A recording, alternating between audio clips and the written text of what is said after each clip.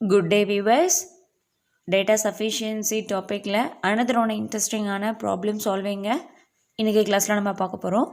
How is m related to n? That's it. Question வந்து என்னன்னா m க்கும் n க்கும் என்ன relationship? That's all. So to find that they have given two statements here. இதுக்கான solution கண்டுபிடிக்கிறதுக்கு ரெண்டு statements கொடுத்திருக்காங்க. First statement is what? P who has only 2 kids. P அப்படின்றவங்களுக்கு ரெண்டு கிட்ஸ் இருக்காங்க. ஓகே, M and N ரெண்டு கிட்ஸ் யாரது? M and N. So இவங்களுக்கு ரெண்டு கிட்ஸ் இருக்காங்க. யாருக்கு? P is the mother-in-law of Q. P அப்படின்றவங்களுக்கு ரெண்டு கிட்ஸ் இருக்காங்க, M and N.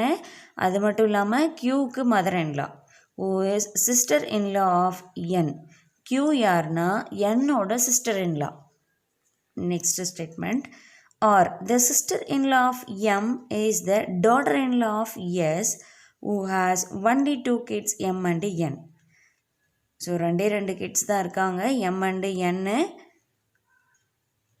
So R அப்படின்றவங்க வந்து எம்மோட sister-in-law and R வந்து daughter-in-law of S. ஓகேங்களா? From statement 1, what is that we can get?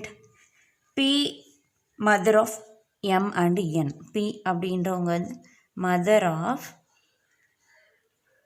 M and N. So இவங்களோட kids தான் இவங்க ரெண்டு பேரும். And then Q is a daughter-in-law of a P. So இவங்களோட daughter-in-law. Q வந்து யார்?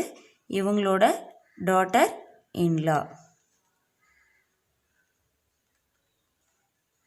Next, another one statement, sister-in-law of N. என்னோட sister-in-law. என்னோட sister-in-law. Next, another one, M ஓட wife. Q வந்து யாரு? M ஓட wife. ஸோ இவங்க ரெண்டு பேரோட அம்மா, இவங்க மருமக, இவங்களோட wife. அதனால தான் எனக்கு sister-in-law இருக்குது. தென் ஷுவர்லி M and N வந்து யார்? பிரதர்ஸ் தான். கண்டிப்பாக இவங்க ரெண்டு பேரும் அண்ணன் தம்பி தான். ஏன்னா இவங்களோட ஒய்ஃப் இவங்கன்னு சொல்லியிருக்காங்க, இவங்களோட sister-in-lawன்னு சொல்லியிருக்காங்க. ஓகேங்களா? ஸோ பிரதர் ரிலேஷன்ஷிப் தான். ஓகே, பேஸ்ட் ஆன் ஸ்டேட்மெண்ட் 2 என்ன கிடைக்குதுன்னு பாருங்கள். M and N வந்து சில்ட்ரன் ஆஃப் எஸ்ன்னு சொல்லியிருக்காங்க. எஸ்ஸோட கிட்ஸு எம்மும் என்னும். அண்ட் தென் ஆர் வந்து daughter-in-law ஆஃப் எஸ். எஸ்ஸோட daughter-in-law யார் அப்படின்னா ஆர், daughter-in-law மருமக R. Next S is son-in-law of sister-in-law of M. So இவங்க வந்து எம்மோட sister-in-law. எப்படி வந்து Q வந்து என்னோட sister-in-lawவோ அதே மாதிரி எம்மோட sister-in-law எஸ். அப்போது கண்டிப்பாக எஸ் வந்து என்னோட ஒய்ஃபாக தான் இருக்கும். who has only 2 kids. அவங்களுக்கு ரெண்டு கிட்ஸ் தான் இருக்குது, M and N. ஸோ எஸ்ன்றது வந்து அப்பாவுக்கு ரெண்டு கிட்ஸ் இருக்காங்க. அதில் என்னோட ஒய்ஃப் வந்து ஆர். ஸோ ஆர் வந்து யார்? எஸ்ஸோட மருமக. அப்போ எம்முக்கு இவங்க sister-in-law. தென் இவங்க ரெண்டு பேர் கண்டிப்பாக பிரதர்ஸாக தான் இருக்க முடியும். கரெக்டாக or not? Now from the statement 1 also we can get M and N relationship is what? Brother.